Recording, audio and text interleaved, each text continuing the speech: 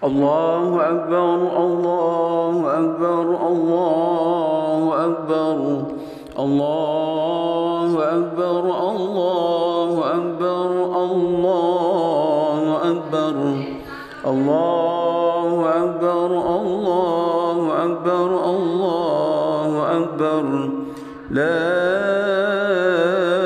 إله إلا الله والله أكبر الله أكبر ولله الحمد الحمد لله الذي جعل البيت مثابة للناس وأمنا وأشهد أن لا إله إلا الله وحده لا شريك له الذي جعل حج البيت في الشريعة ركنا وأصرف وجوهنا إلى قبلته فكان ذلك من نعمه العظمى أشهد أن محمدا عبده ورسوله خير من طاب بالبيت العتيق ذاكر أسماء ربه الحسنى اللهم صل وسلم وبارك على سيدنا محمد وعلى آله وأصحابه الهداة الأكرمين إلى يوم الدين أما بعد فيا أيها المسلمون أوصيكم وإياي بتقوى الله عز وجل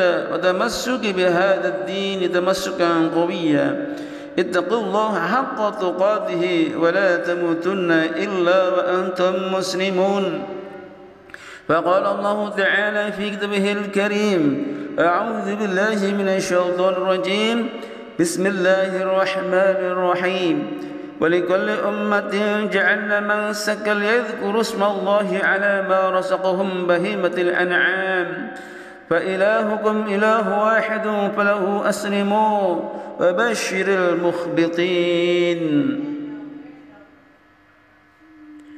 الله أكبر الله أكبر الله أكبر ولله الحمد.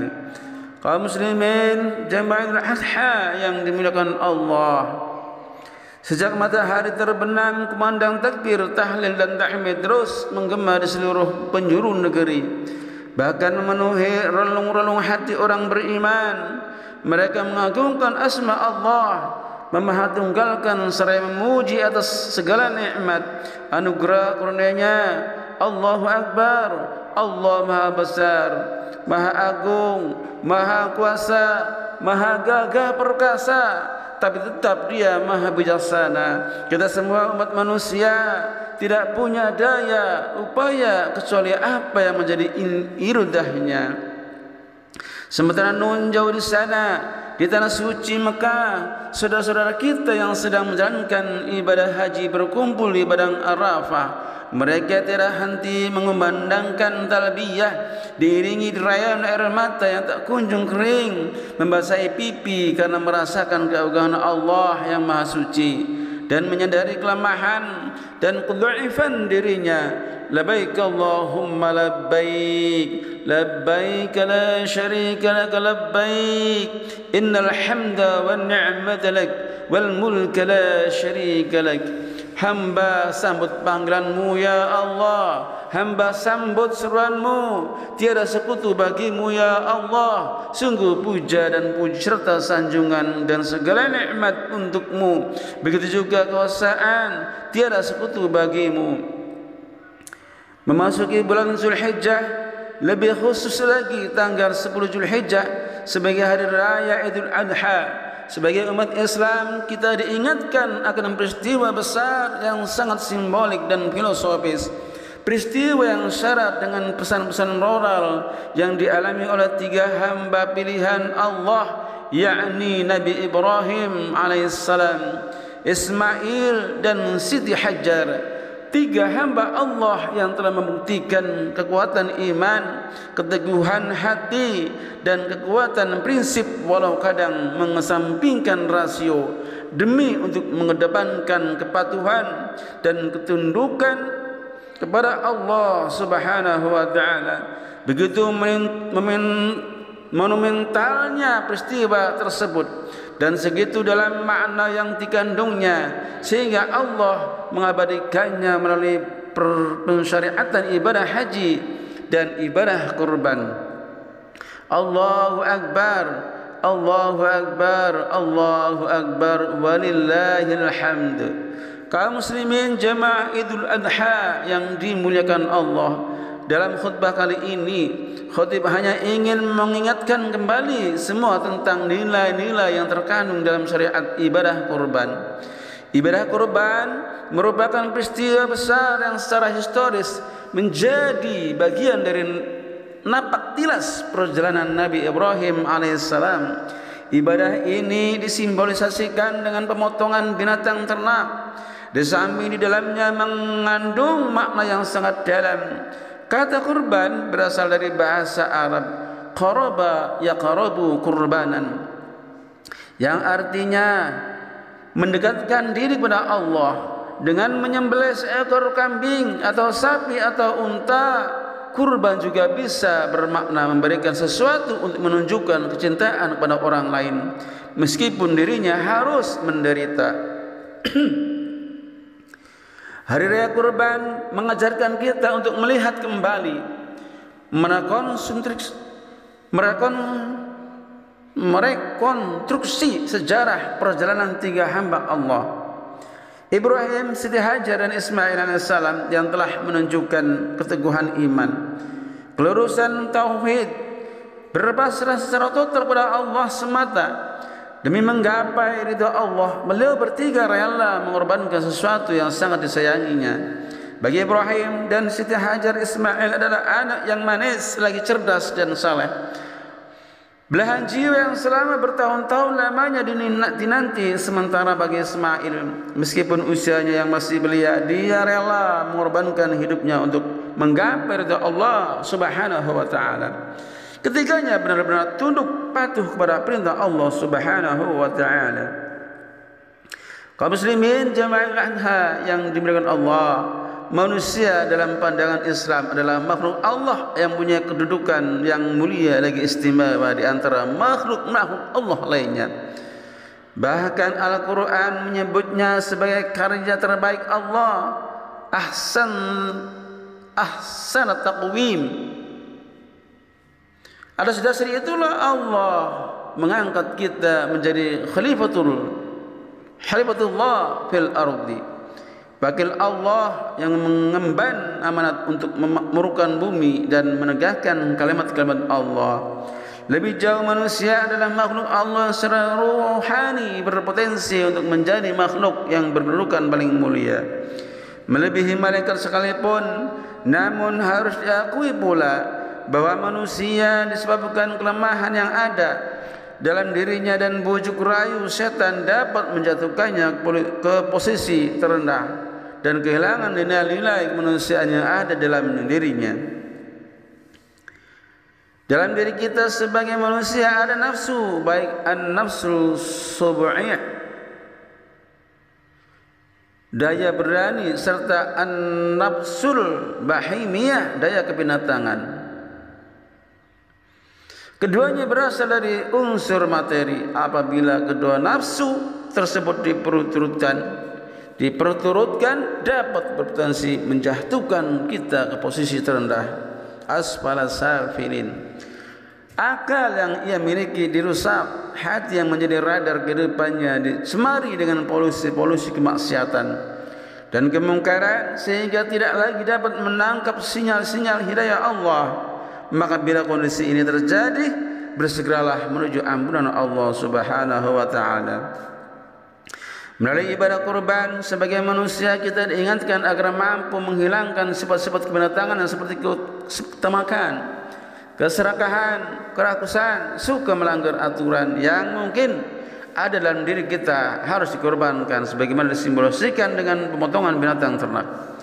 Lebih jauh lagi harus disadari bersama bahwa dalam hidup ini kita akan mengalami berbagai macam ujian keimanan.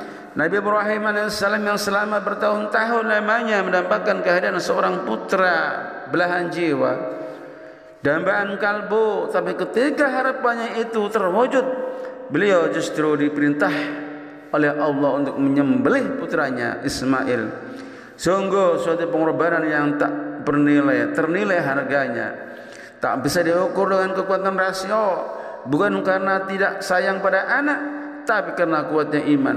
Hanya dengan keimanan yang mantap, keteguhan hati dan kekuatan prinsip bahwa semua datang dari Allah dan akan kembali kepadanya, semua milik Allah dan keridhoannya adalah tujuan akhir dari segala aktivitas. Kepatuhan kepada Allah harus diutamakan dari segala-galanya, meskipun harus mengorbankan sesuatu yang sangat yang dicintai. Lam tanalul birra hatta tunfiqu mimma tuhibbun wa ma tunfiqu min syai' fa innallaha bihi alim. Kamu seringkali tidak sampai kepada kebajikan yang sempurna sebelum kamu menafkahkan sebagian harta yang kamu cintai. Dan apa saja yang kamu nafkahkan, maka sungguhnya Allah mengetahuinya. Bagi yang memiliki keteguhan iman ini, Allah Subhanahu wa taala menjanjikan dalam surat Al-Fussilat, dalam surat Fussilat ayat 30, innal ladzina qalu rabbuna Allah thumma istaqamu tatanazzalu 'alaihimul malaikatu alla takhafu wa la tahzanu wa basyiru bil jannati allati kuntum tu'adun. Sesungguhnya orang-orang yang mengatakan Tuhan kami ialah Allah, kemudian mereka meneguhkan pendirian mereka, maka malaikat akan turun kepada mereka dengan mengatakan, janganlah kamu merasa takut dan janganlah kamu merasa sedih, dan bergembiralah kamu dengan memperoleh surga yang telah dijanjikan Allah kepadamu. Allahu Akbar, Allahu Akbar, Allahu Akbar, walillahil hamd.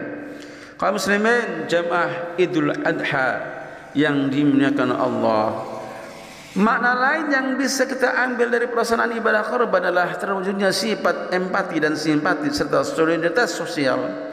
Domba adalah simbol kekayaan pada masa Nabi Ibrahim alaihissalam, sehingga bila seorang punya binatang ternak jenis ini, maka dia dianggap sebagai orang yang memiliki status sosial yang cukup tinggi di masyarakat.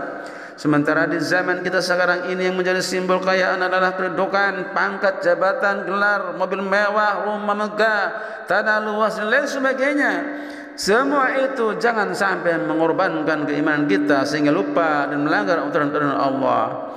Akan tapi bagaimana menjadikan semua yang kita miliki ini menjadi sarana bagi kita untuk mendekatkan diri kepada Allah Subhanahu wa taala.